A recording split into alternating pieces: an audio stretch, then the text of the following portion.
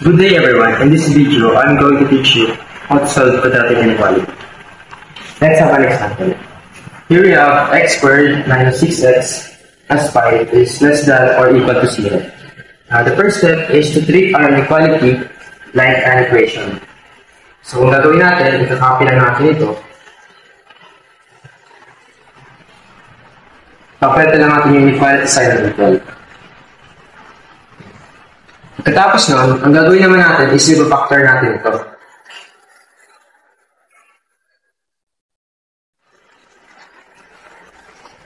Iisip tayo ng number na kapag pinag-times ay positive 5 at kapag pinag-plus naman ay negative 6.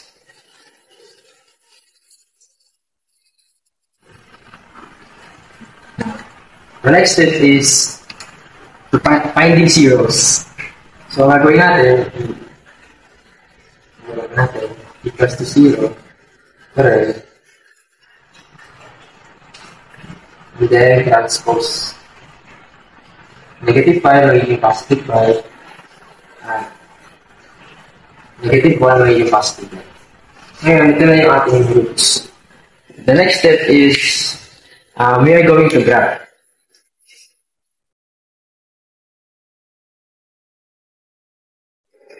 We are going to plug in these roots into our number line.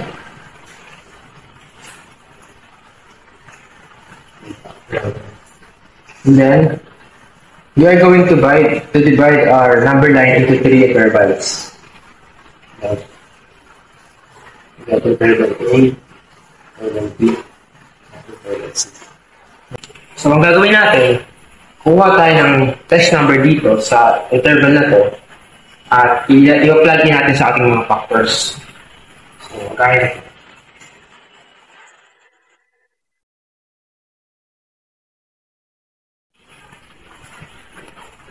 Range ng 1 pa, we have 0, negative 1, at negative 2.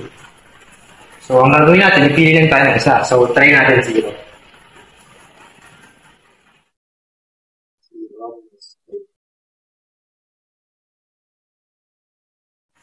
So, 0 minus 5 equals negative 5.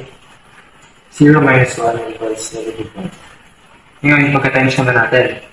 Negative 5 times negative 1 is positive 5. So, is it 5 less than or equal to 0? No. so this is false. Let's try this one. Pag nalagyan natin, gamit yung factors natin, x minus 5, x minus 1. Kuha na din tayo ng number dito sa interval na to at mag-plug in natin sa x. So, let's say 2. Let's try 2. 2 minus 5. 2 minus 1. 2 minus 5 is negative 3. 2 minus 1 is 1. Negative 3 times 1 is negative 3. Is negative 3 less than or equal to 0? Yes, it's less than 0. So this one is true. Let's try interval C. Pag nandito natin, x minus 5, x minus 1. Kukuha lang tayo ng number sa side na to. Let's try 6. 6 minus 5. 6 minus 1.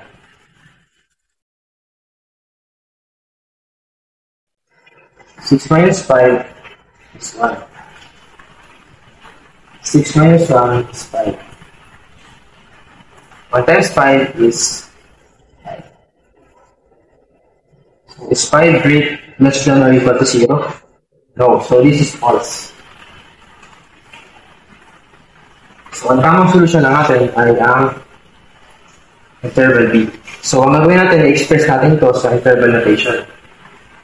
So, since meron tayong equal dito, Ang gagamitin natin ay bracket. So, close bracket, 1, comma, and then 5. Then close. For example, here we have x squared minus 7x plus 10 is greater than 0. So, kagaya ng kanina, ang gagawin natin ay i-treat lang natin siya as an equation. So, nakapilangalik natin 10 equals 0. The next step is factor lang din ulit natin ito. So, next. Iisip tayo ng number na pag pinag-times ay positive 10 at pag pinag-plus naman ay negative 7. So, negative 5.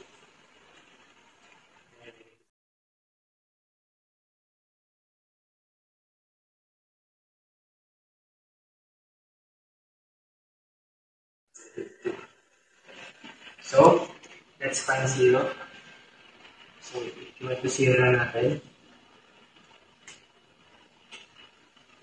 Equal to 0. And then, transpose. X, negative 5, magiging positive. Then, X, negative 2, magiging positive. Now, yun na yung ating roots. So, ang gagawin naman natin, ay mag-graph tayo.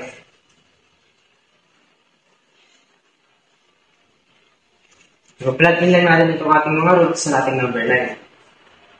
So, 5, that's 2.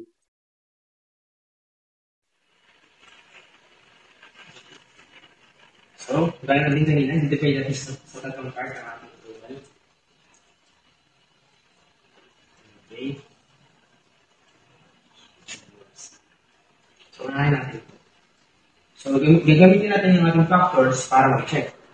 So, sa range ng A, we have 1, 0, negative 1.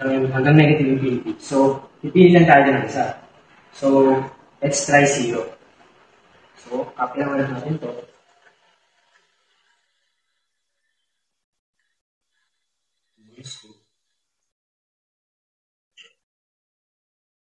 Let's plug in 0. Kasi yung napili natin test number. Ito ang minus 2. 0 minus 2, 0 minus 5 is negative 5. 0 minus 2 is negative 2. Negative 5 times negative 2 is 10. So, yung parenthesis natin. Is 10 greater than 0? Yes. So, this one is true. Dito naman tayo sa interval T. Ang lalagyan mo natin,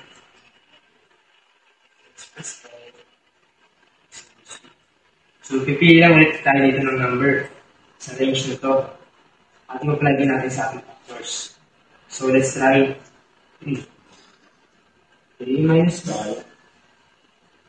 3 minus 2. 3 minus 5 is 2. 3 minus 2 is 1. Negative 2 times 1 is negative 2. Is negative 2 greater than 0?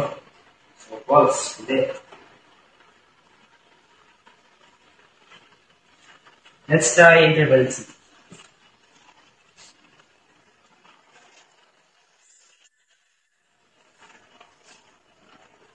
Pili lang ulit tayo ng number dito, tapos napalagyan natin sa ating factors. So, let's try 6. 6 minus 5. 6 minus 2. 6 minus 5 is 1. 6 minus 2 is 4. 1 times 4 is 4. Is 4 greater than 0? So, yes, this is true.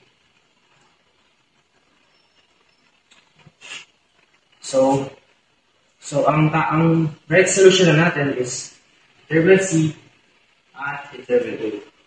So, i-express natin yan into interval notation. So, unahin natin itong interval yun.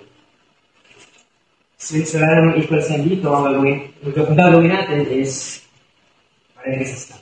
Open parenthesis. Side na to, negative infinity, comma, 2. And then, close parenthesis. Since dalawa to, gagamit tayo ng union. Union,